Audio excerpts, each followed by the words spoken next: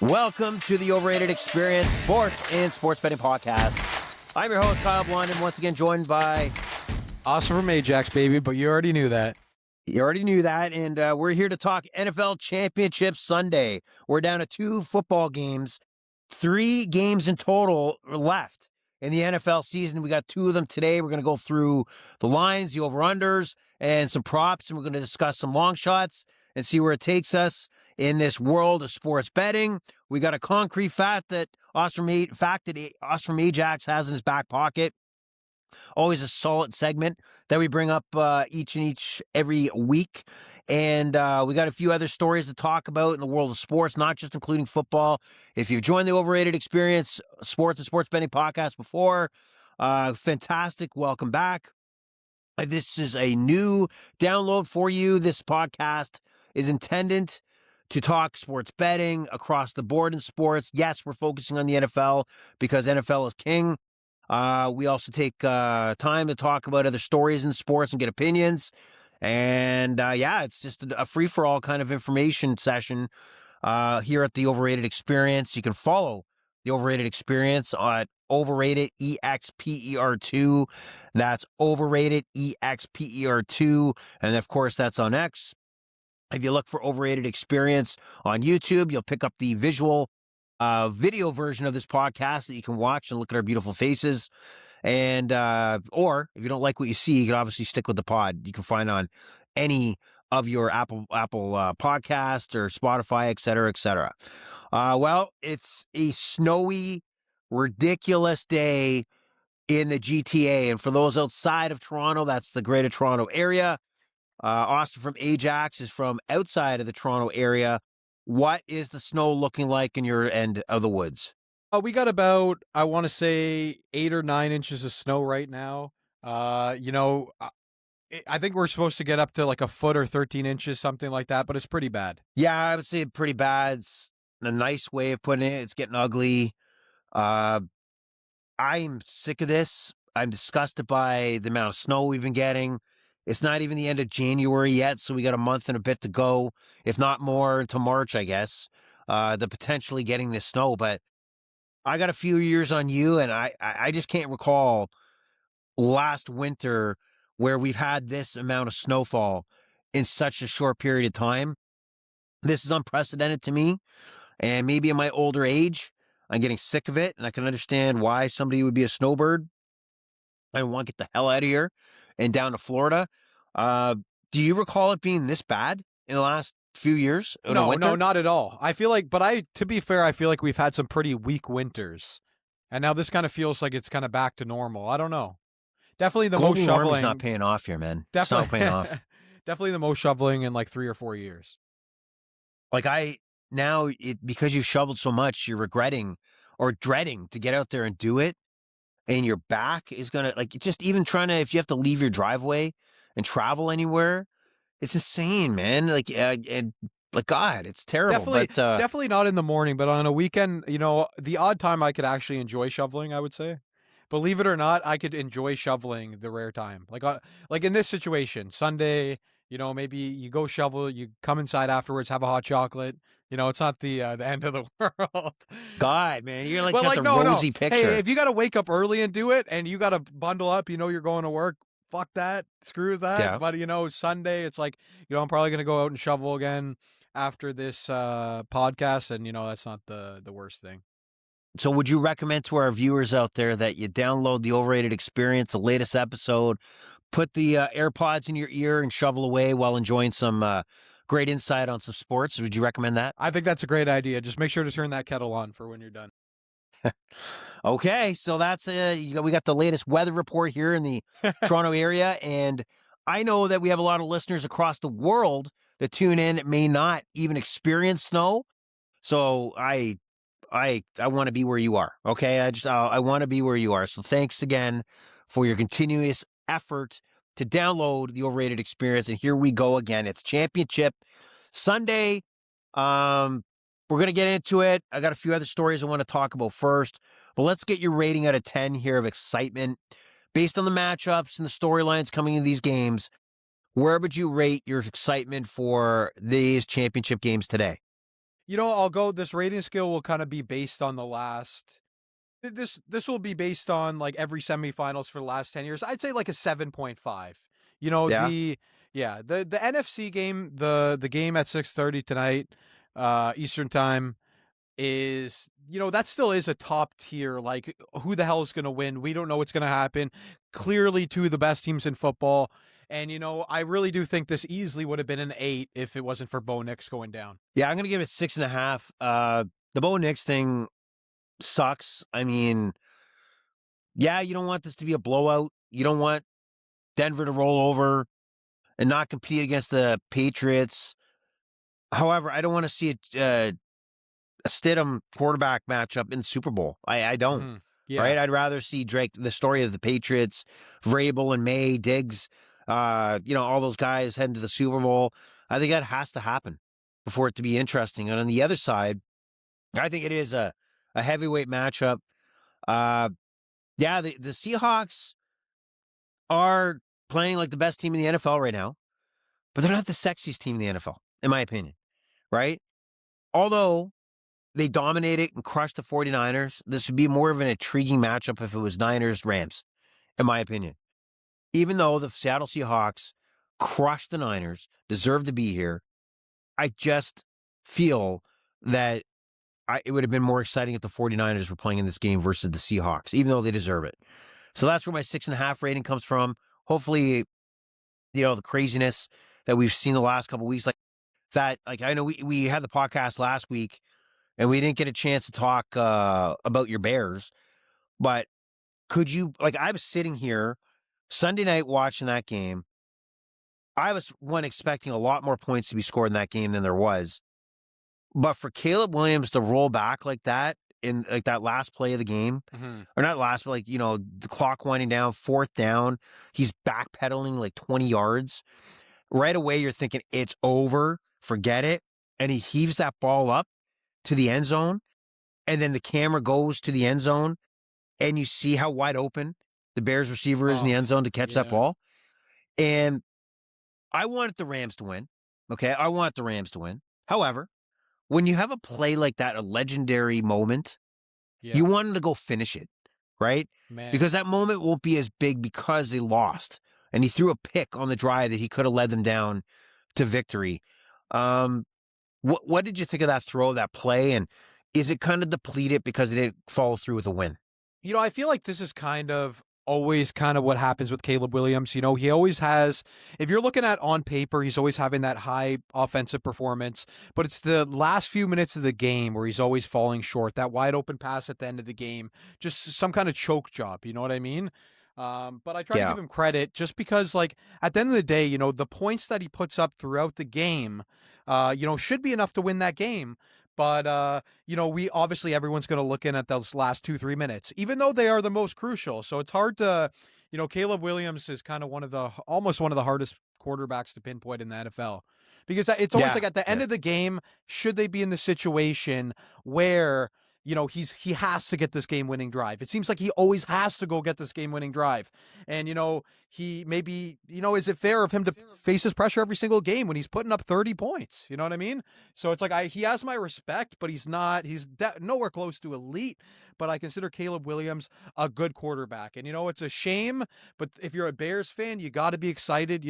A clear overachieve. You lose by 3 points. You can't be too upset. And I did have a question for you regarding the Denver game, because your rating is a 6.5, but I'm just curious so obviously, backup quarterback, like, oh, this is a waste of game to watch. If the Denver Broncos go on to win the Super Bowl, does that flip on a switch in the sense of this guy went against all odds and got the job done, kind of like Nick Foles with the Eagles back against the Patriots with Tom Brady? I know people are going to compare the Nick Foles comparison story, but Nick Foles took over during the season and led the team to their run. And this one feels, and it is, like he's gotten thrown in kind of like one step away from the Super Bowl. It'll still be a story, no question. If the narrative turns out to be that he is a Super Bowl champion and led the Broncos, I think the narrative would also be that Sean Payton is just an amazing coach, like an absolute legendary coach that will have something up his sleeve. We'll talk about the game. I just don't see it, but I've definitely changed my feel if it's concluded that he's holding up the Lombardi Trophy because he came in, had a career 2 games, and Yeah. had a magic moment. I won't disrespect that, and I would change my tune if that somehow it played out, or if it played out that I don't want to give too much away what we're going to talk about. Well, let's talk about that game a little later because I think I have a theory on how the Broncos, if they win, how they're going to do it.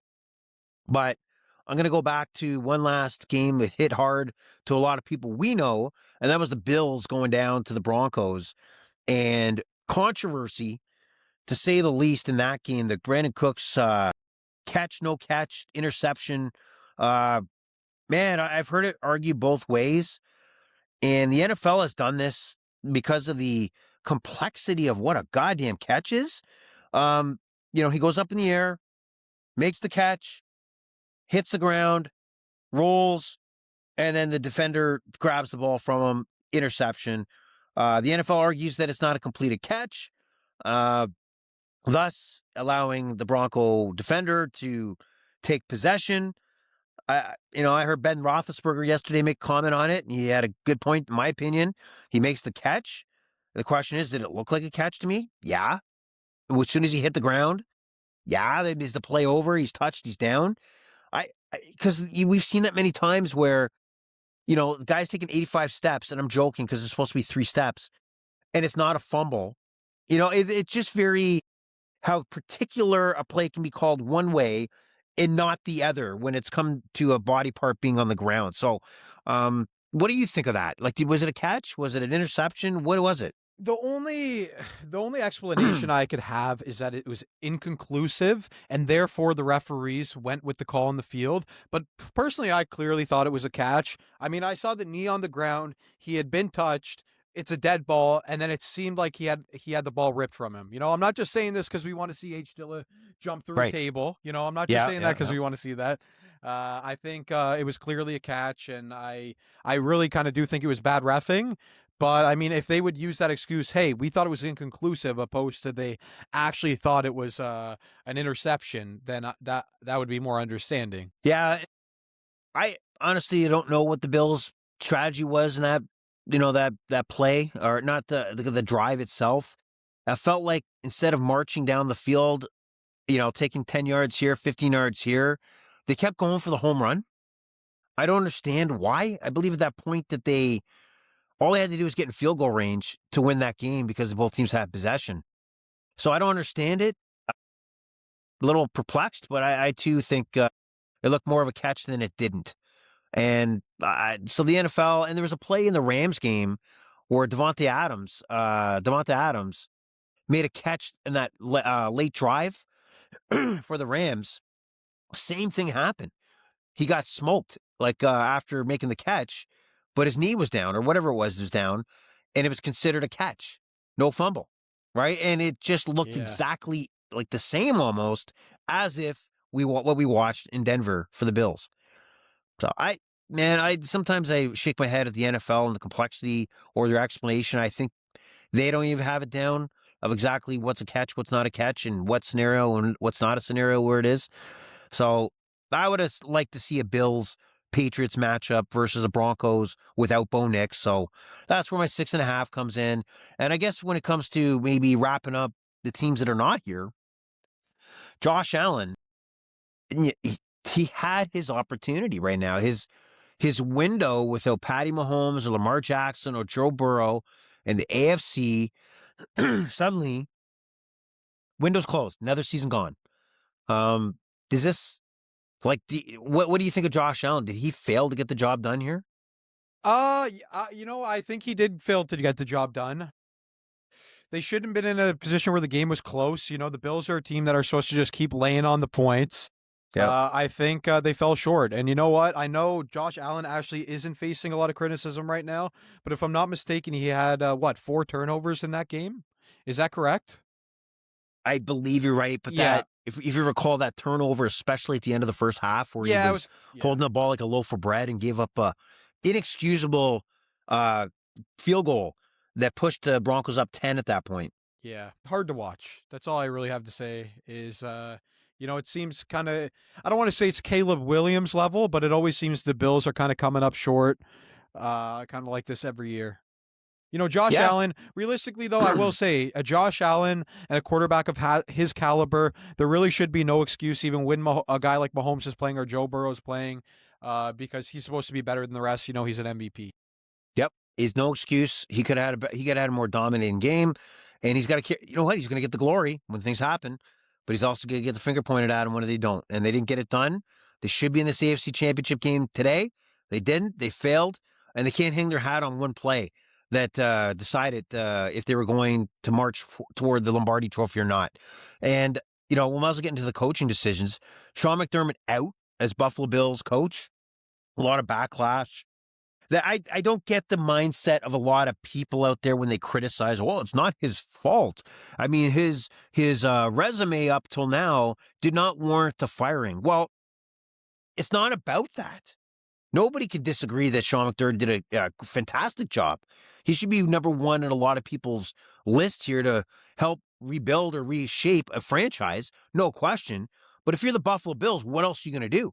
You've already hit a wall. Your expectation is to be Super Bowl or bust, and you didn't do it.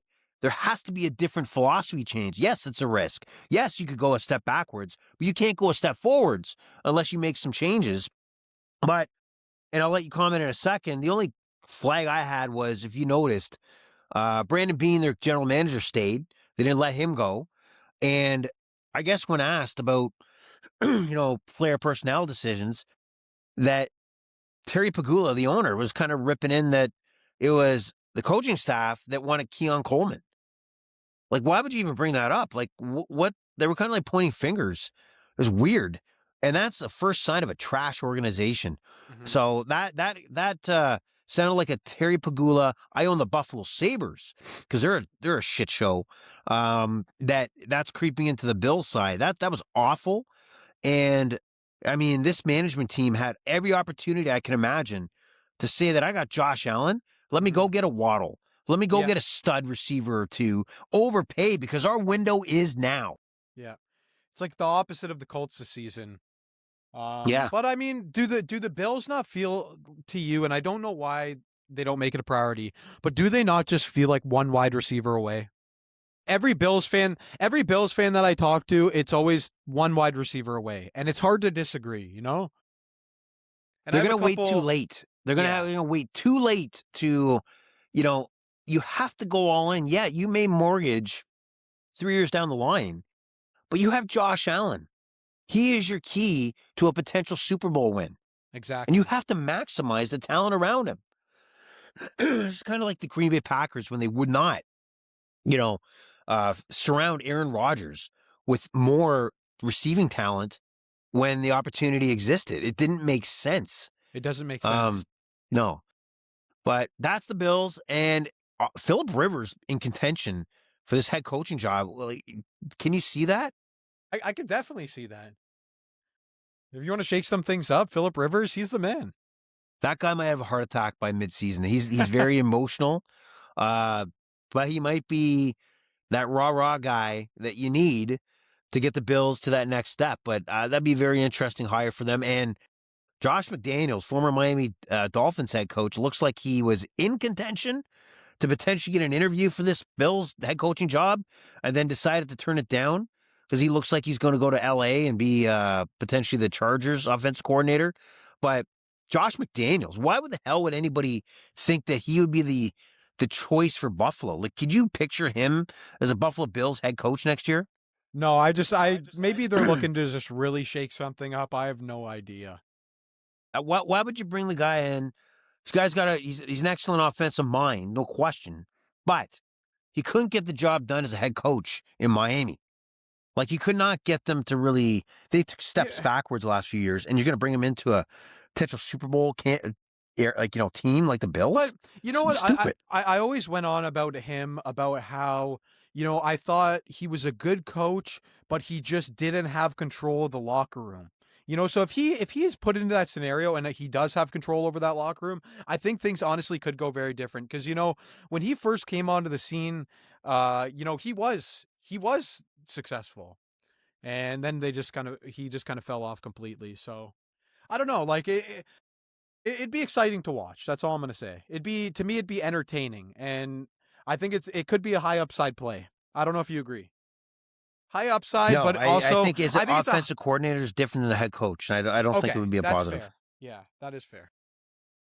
All right, so we also had some big news in from the AFC Central. We got AFC North. Sorry, we have Mike McCarthy in as Steelers head coach, which is, we had the Ravens and the Steelers looking for head coaches, and they both went opposite directions. The Steelers take a McCarthy veteran coach who last spent 5 seasons with the Cowboys. Previous to that, Packers head coach, won a Super Bowl with Aaron Rodgers.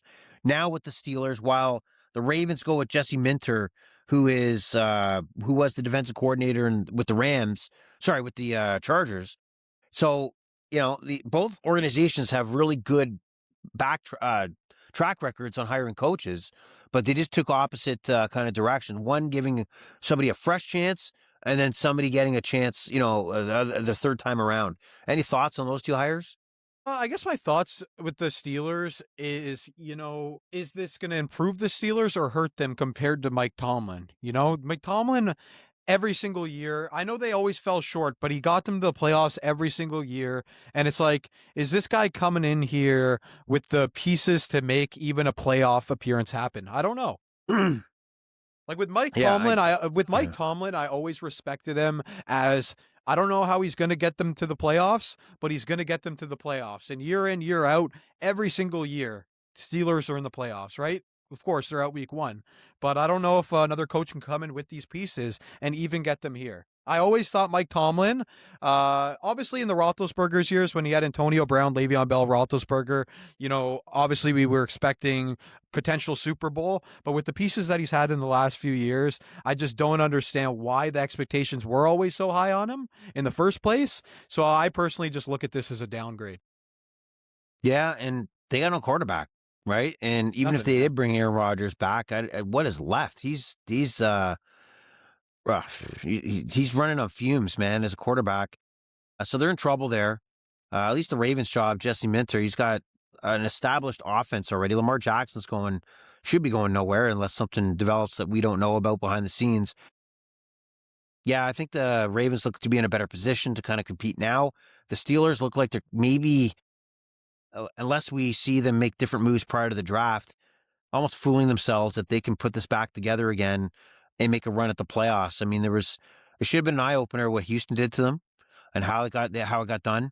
They got dominated. They couldn't move the ball, and Houston got toyed with by the Patriots. So Houston's a playoff team. Obviously, showed they weren't a Super Bowl threat, and you lost to that rather easily.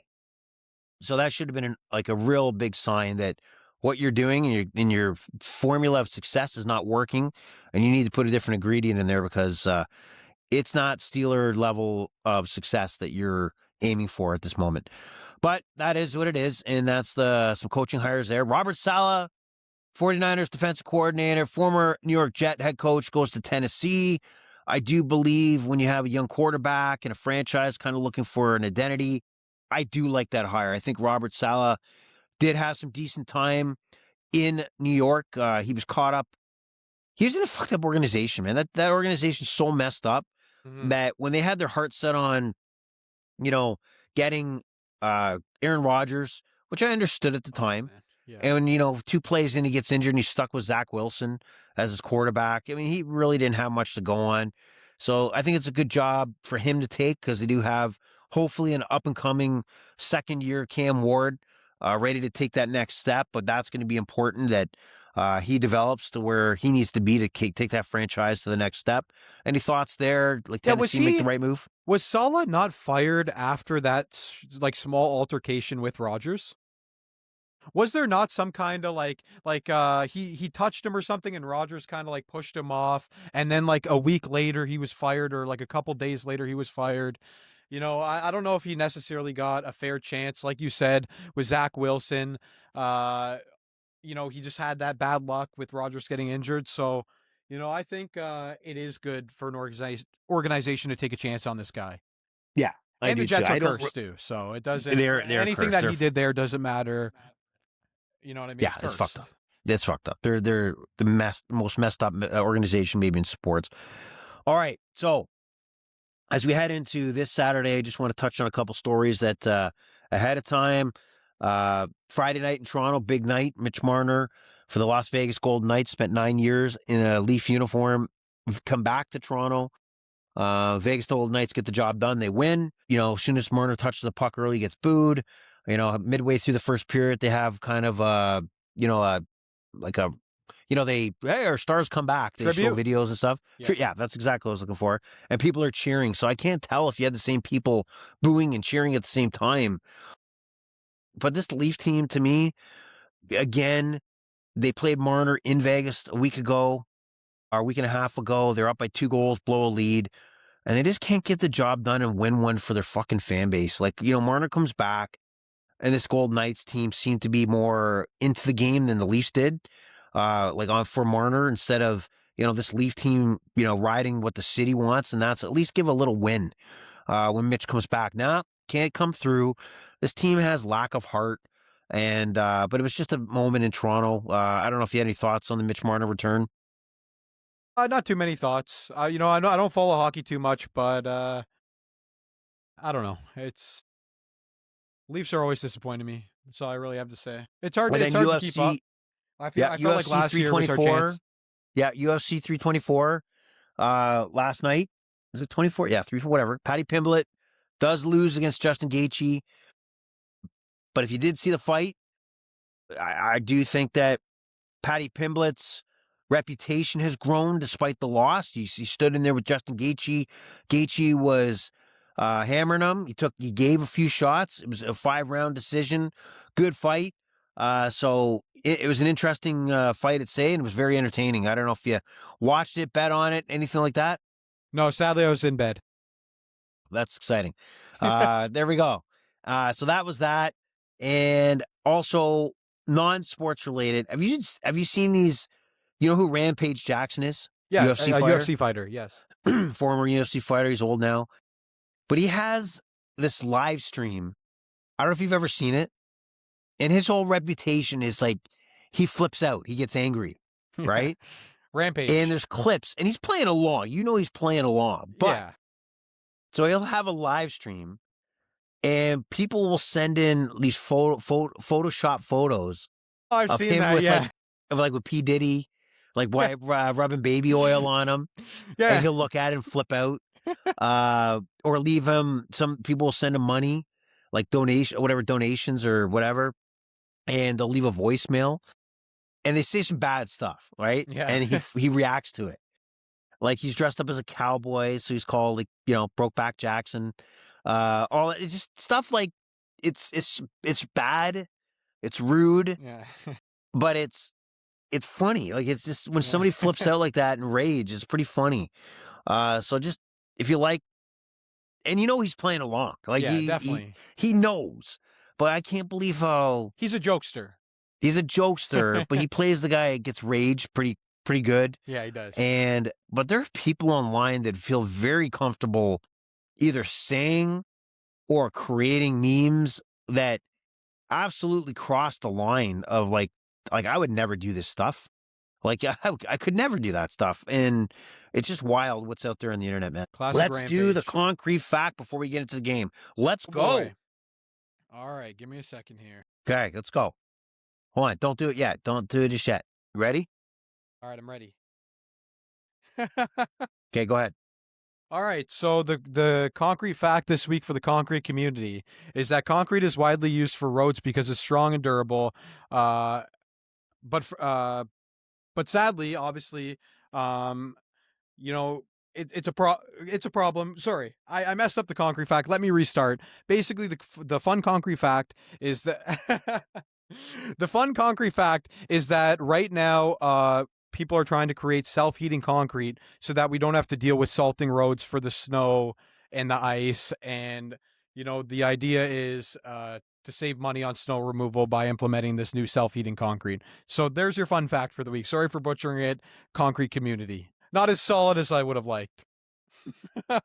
There you go. That's got you a clap. And Thanks to the concrete fact, I wish this concrete you spoke of was available today in this type of weather so that it would reduce the amount of time spent to have to clear the roads and get the city moving again. So that's your concrete fact for the week. We'll be back next week with another concrete fact. And now we reach to where we want to be, and that is talking NFL Championship Sunday, 3:00 Eastern Standard Time. We have our first matchup, and that is the New England Patriots head to Mile High to take on the Denver Broncos. The Denver Broncos, if you didn't know, announced after their win against the Buffalo Bills last week that Bo Nix had broken his ankle on, I think, the second to last play of the game and is out. Jarrett Stidham is in at quarterback. Bo Nix apparently has surgery, will be 12 weeks on the shelf, and obviously not enough time if they reach the Super Bowl. Really big news. Like, what was your reaction when you first heard that? Was it shock? It had to be a joke? What were your initial thoughts when you heard it? I couldn't believe it. No one wants to see that, no matter who you are. I want to say, well, maybe if you're a New England fan, you're happy to see that, but just terrible for football. It seems like the game is made lesser, but I am enticed just because it's more of a hurdle, more of a challenge. If they actually do somehow overcome it, I'm not going to be too turned off because, look, this team, they lost their quarterback, young quarterback, maybe a star quarterback, not a superstar. But, if I would have had any of these teams lose their quarterback, it would have been the number one defense. So because they're still the number one defense in football, I believe anything could happen. They could even go in to win the Super Bowl. I personally might believe they have the best value out of any of these teams to win the Super Bowl at 10-1. So, are we jumping right into the picks right now? Well, let's talk about it. So the Broncos are 3.5-point dogs. The Patriots are the favorites. I think this was up at 4.5 and came down to 3.5. Is that spread too low? I think that I look at it as probably a little better. In the Patriots, I have a little more faith that they'll cover. What do you think? I don't know. I mean, you got to look at Drake May. Yeah, sure, he's Super Bowl contender, or not Super Bowl, sorry, MVP contender. But I don't know. Last week he had 4 or 5 turnovers, 3 or 4 Yeah, not good. interceptions. Not and good. now you're Yeah. going up against the number one defense, so I really, honestly, you might be surprised by my pick on this one. But I think it's going to be closer than you think. I think there's going to be a couple turnovers in this one. And yeah, you know what? I'm just going to go to make my pick. I don't know who's going to win this game, but I'm confident that Broncos will keep it within 3. So you'll take the spread. Yeah, I would have definitely loved to have that 4.5. Would have felt way better. But yeah, I would take the 3.5. And you know what? I'm not going to be surprised. To me, this is a 50-50 game. Might be crazy to say. So let's let's put our betting hats on right now. So would you hold off on making that wager now and hope it goes to 4.5 by kickoff? Yes. Or do you feel that you should lock it in now? Like, I am happy with the 3.5, but if you're hesitant, like you don't feel you share the same opinion with me, then maybe wait for the difference to be that point. You know what I mean? But if it may never come, it could go the other way. Yeah, if it goes the other way, I mean, I'm just saying you got to come to terms with it. But me personally, I will still say semi-confidently 3.5 on the Broncos. This team still has the number one defense. I think the reason why they're here is their defense. I don't think the reason they're here is Bo Nix. Still got respect for the guy. Still think he's a good quarterback, not a great quarterback. But I just think when you have that number one defense, I think anything could happen. So if you were setting the line, you were the bookmaker and you were creating the line, what would you have made the spread? 2.5. 2.5. So that's why you feel very comfortable taking the Broncos with the points. I mean, yes, you could argue, that's just 1 point. You argue, it's just 1 point. But to me, 3.5 is a big number. It's like you get that field goal insurance, basically. And that's what how I think it's going to play out. 43.5 is the over-under at the moment. What kind of game do you think? It's going to be a high scoring, a real defensive battle? Like, what do you think? I think we get like a 20-17 game. So I think, it's going to be pretty low scoring, and I think we're going to get that under 43.5. Okay, all right, and Here's what I think is going to happen. It's going to play out one of two ways. I know it's easy to have multiple, viewpoints on this. I do believe that the Patriots will cover the spread. I do believe that the Patriots will pull away at some point in this ball game. And if they were smart, that they have to think about always that you want their offense to chase. You want, right now, if you believe like you do that the Broncos are going to potentially stay within a field goal in this game, that's going to be like you talked about, a 20-17 ball game where, there's a lot of punts, there's a turnover here or there, a lot of fourth downs being, aggressive play calling on fourth downs that are not executed, allowing the Broncos to play their type of offense where it's, minimal risk, don't run the ball, short passes, no real deep balls that, put the Broncos at risk of turning the ball over. However, if the Patriots jump out to that, 2-score lead, even late in the first half, it will take the Broncos out of their comfort zone. And that's where I think that faced with a 4th and 2 in field goal range, if you're already up by 7, if you're the Patriots, you hit that field goal. There's no need to try. And yes, that the analytics tell you have to look at what's at the other side of the field. And that is an offense that you don't believe can move the ball. So I got to believe Mike Vrabel's thinking that way. The Patriots get the job done. I think that they probably win 23-14, something like that. So I'll stick. I'm going to say the over. Fuck it. I'm going to change my score there. I'm going to say the Patriots win 31-13. Oh my God. No undies. No undies for me. Fuck that. All We're right. going So commando. Even though you think they're going to crush, do you think -114 for Drake May to throw an interception is a good bet? That's not bad. I mean, let me just, because I have a list. I can't remember if I have the list that on the list or not of different props like we did last week. Yeah.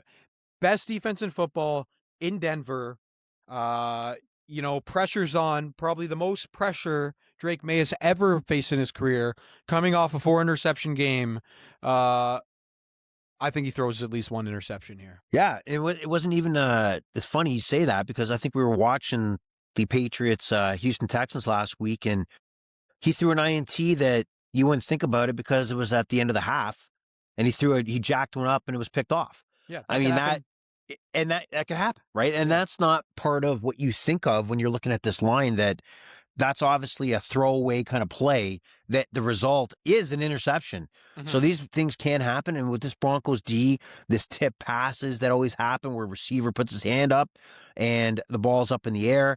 Absolutely. There's no reason why Drake May has shown he can turn the ball over with the best of them. All right. So let's lock that in as prop of the week. Let's go. Yeah, I'm not saying that. You are. All right. That's my prop of the week. Okay, but let's look at this. I'm going to go down a few other props. You approve, right? I get it. Drake May, over 223.5 passing yards. Over or no? No. Bullshit. I'm going to say yes. He hits 180 today.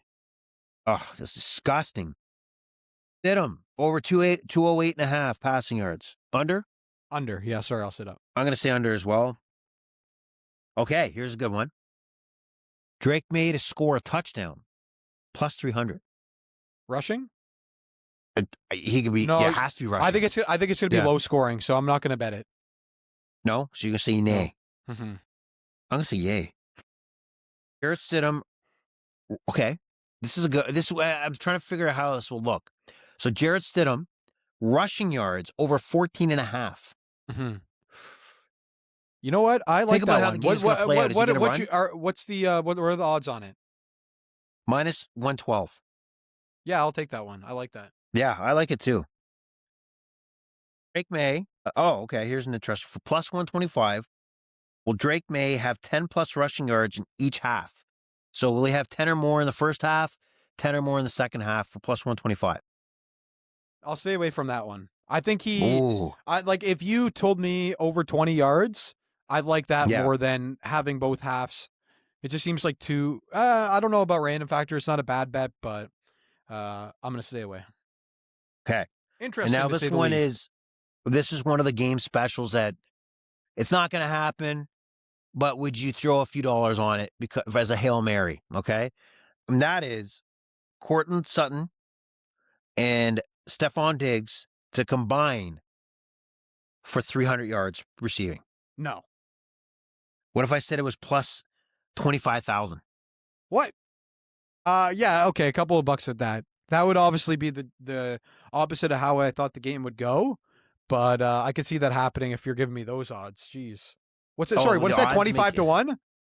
No, 25,000. So that'd be like times it by 250.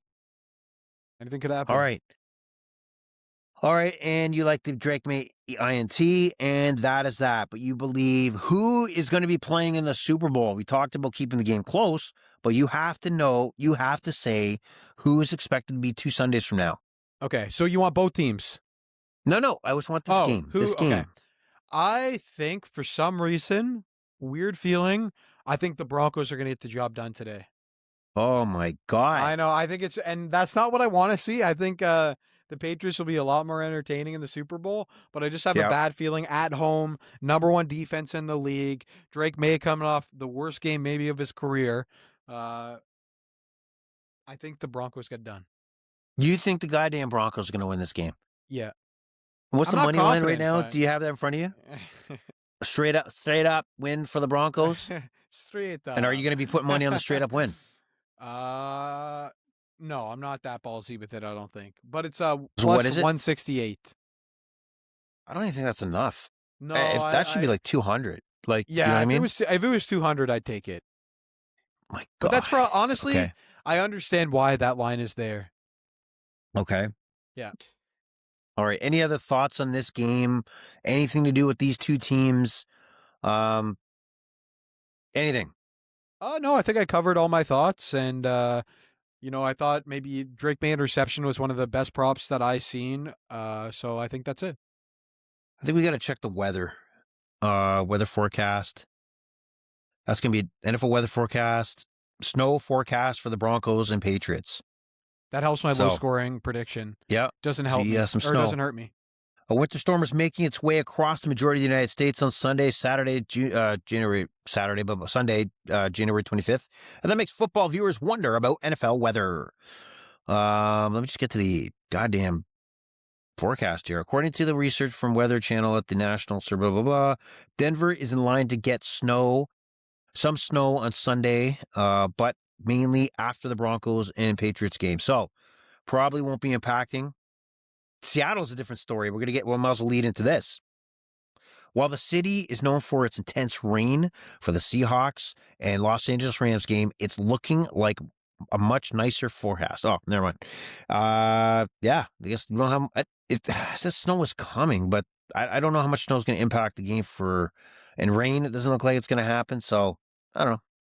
We'll see. Now we get to the heavyweight matchup in the NFC West. Your boy, Sam Darnold. Let's go. Takes on and hosts the Los Angeles Rams and Puka Nacua.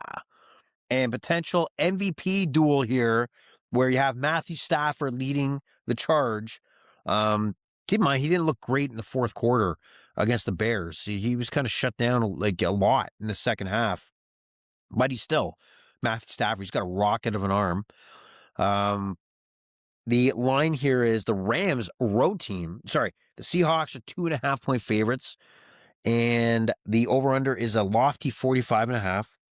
And we've seen this game play out a few weeks back on the Thursday nighter where the Seahawks got the victory, but it wasn't like they dominated, and they kind of maybe fell into a victory with the 2-point conversion that nobody even thought of. It turned into a significant play in the game. And then going for it for the 2-point conversion at the end of the ball game to win it. And this is after the Rams had already scored a touchdown. So the Rams could have won that game, probably should have won that game. They were up in that game. And they can play in Seattle probably better than obviously the 49ers did. So what's your initial take here? What do you like? I know you like Seahawks, but... So I just want to say, I've heard this game called the Super Bowl before the Super Bowl. Would you agree? Yeah.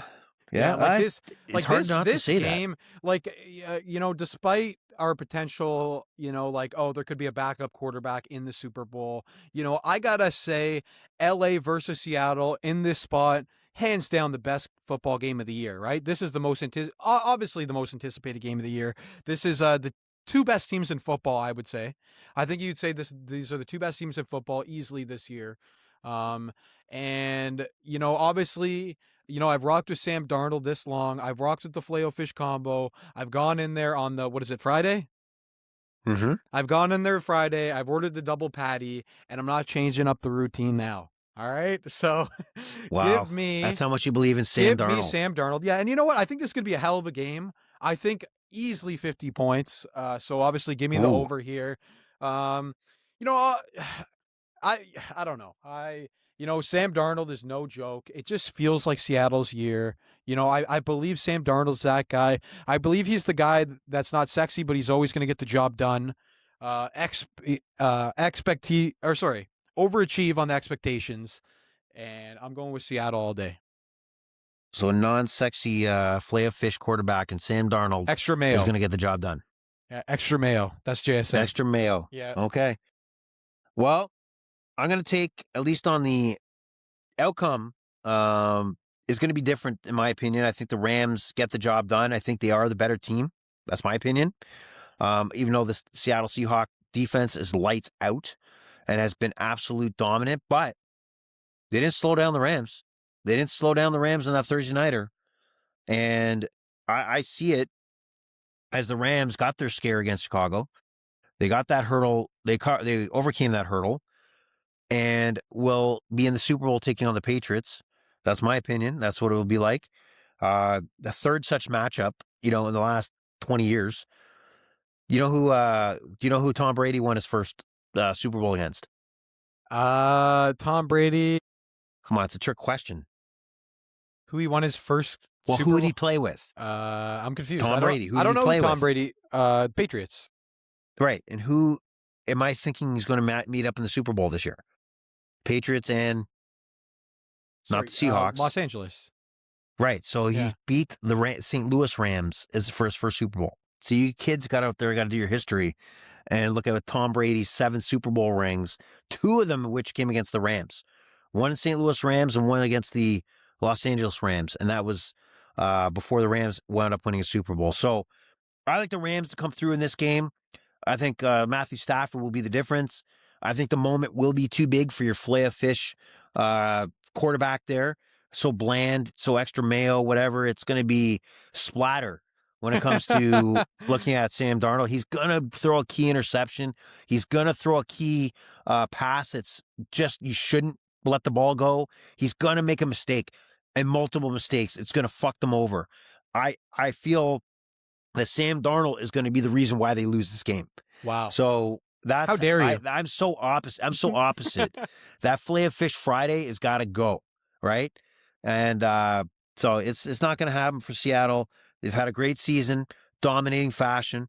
They probably still don't get respect. I got to believe that the betting community still does not respect the Seahawks.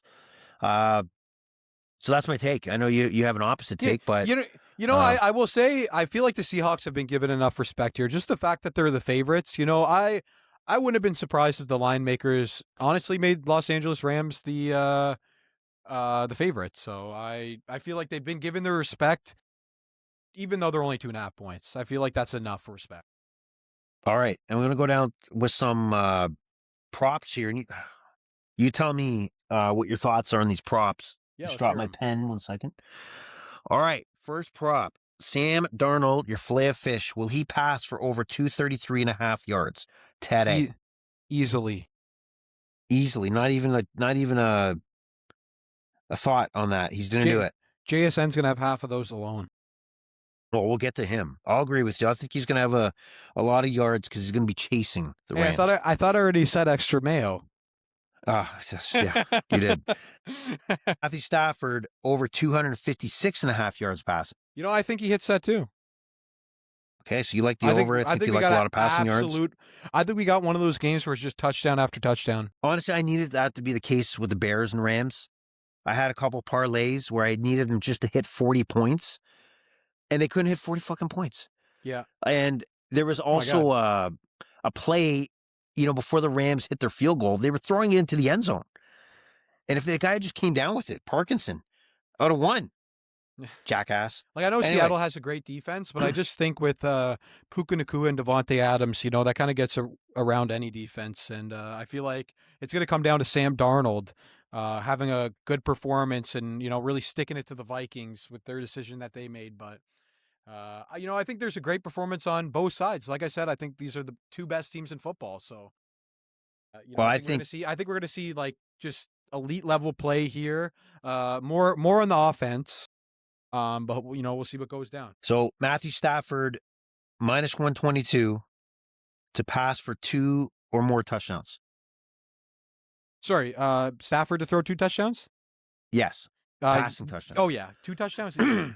Yeah, I think so. Easily. Puka Nacua over 91.5 receiving yards. Puka Nacua easily. Man, we agree. I think we're getting this all over now. I could see Devontae Adams getting a little bit less, but getting a touchdown. Njigba 92.5 yards. Over. I think he breaks 100 today. Again, I'm going to go with this tip. Again, if he is light in the first half, hammer the over on his line. He finds a way to get his yards. And sometimes he is completely shut out in the first half, and he is a monster in the second half. So keep that as a value play in your back pocket when the halftime whistle goes and what his current performance is in the game. You might find some value there. I'll also say over. And Kyren Williams, running back for the Colts or for the Rams, rushing and receiving over 69.5 yards. Now, he had 70 rushing yards in that Thursday nighter against the Seahawks, 15 receiving yards for a total of 85 total. And he is total yards 69.5. I got to think he's going to be a factor here today. Mm-hmm. So I'm going to say the over. What do you think? Yeah. Sorry, can you repeat that player's name one time? Kyren Williams, running back for the Rams. Yeah. I think that the Los Angeles Rams today find their success within the wide receiver core. And I think, even though I think he could have a touchdown because they're going to be in the red zone a lot, I could see him being held to like 50-ish yards. So I'm going to stay away from that. I don't hate it or anything. I just think that it's probably accurate to where it should be and not exciting me.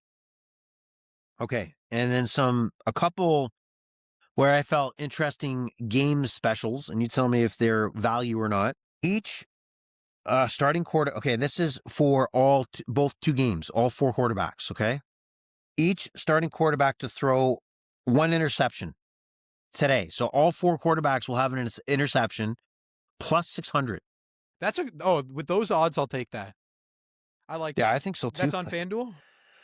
It's on FanDuel under games like game specials that are. Yeah. Yep.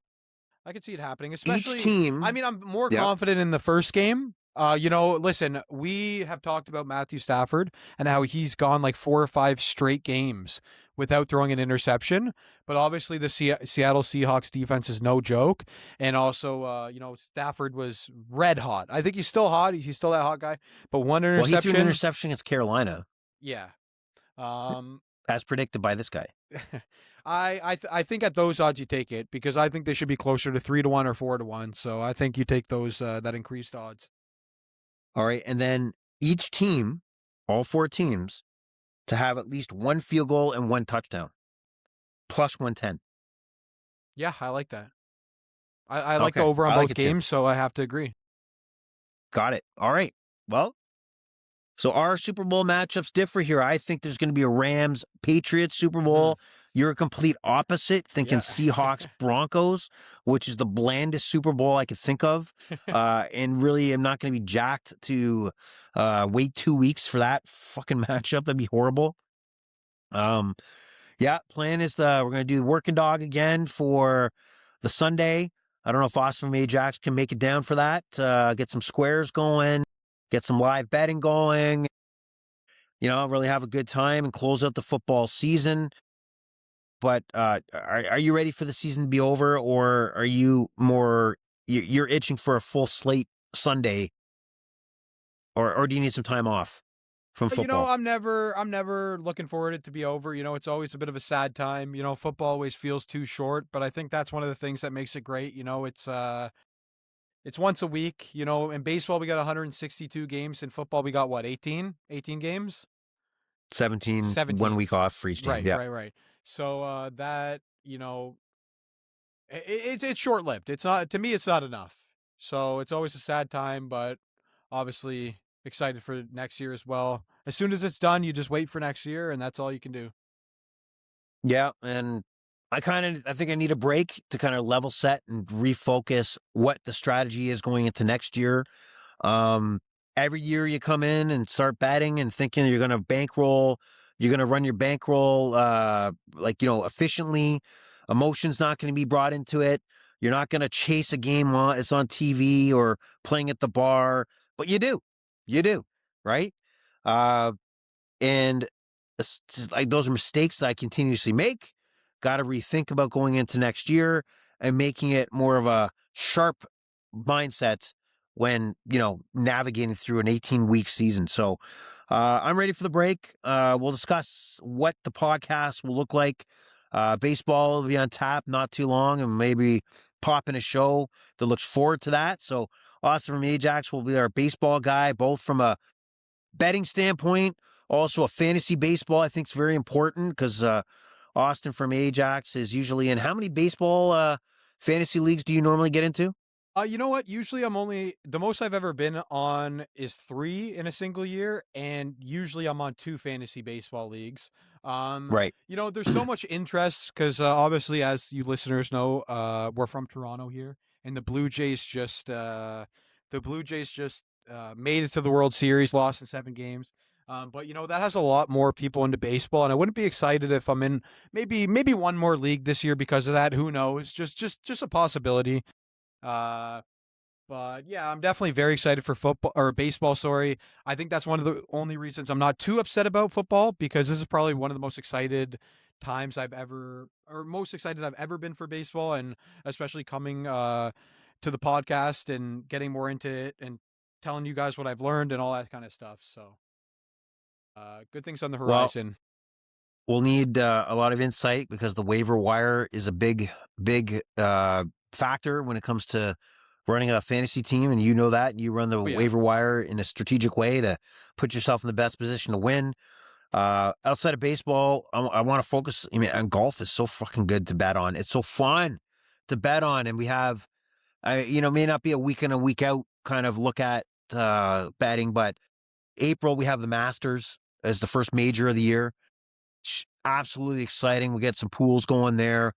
But if you don't bet golf, you're missing out. It is so goddamn fun, especially when something kicks off on a Thursday and you have a varied amount of different wagers you can put on. It doesn't have to be an outright winner. It could be head on, it could be a group of 3, it could be top 15, could be a number of birdies. It's so fun to really look at golf. And very interesting, to say the least. And then you got college basketball as we lead up to March Madness, which is crazy. We're going to have the NFL draft in the April-May timeline there. It's going to be in Green Bay, and there's betting odds on that. Now is a good time to jump on some of those betting odds. Obviously, with Mendoza being the projected number 1 overall pick, but that may change and evolve as we get closer to the draft. What are the sports? NHL happening. We'll probably get a show going about the NHL. Obviously, our Canadian viewers. I would love to do a soccer show in some way, somehow. But really a lot of things up in the air for the Overrated experience as the football season winds down. We're going to obviously focus our attention on the Super Bowl, be very meticulous because props are absolutely huge. Maybe talk about some of the other items you can do to make your Super Bowl party entertaining, such as, squares and all sorts of things you can do at your party and all that fun stuff. So the Overrated experience has given you our wisdom for NFL Championship Sunday. We've provided you a concrete fact, and we'll continue to do that. Who knows what's on the horizon, but you'll need to follow us at Overrated EXPER2 on X, Overrated EXPER2. Make it happen. And again, follow us on the video version of this pod, the VOD, on YouTube at Overrated Experience. You get to see our faces and download and show your friends. Anything else, Austin from Ajax, to spit out before we go? Nope, I think we've covered everything. All right, so the pleasure's all been yours. The Overrated Experience is over and out. Austin from Ajax, out. All right, goodbye, everybody.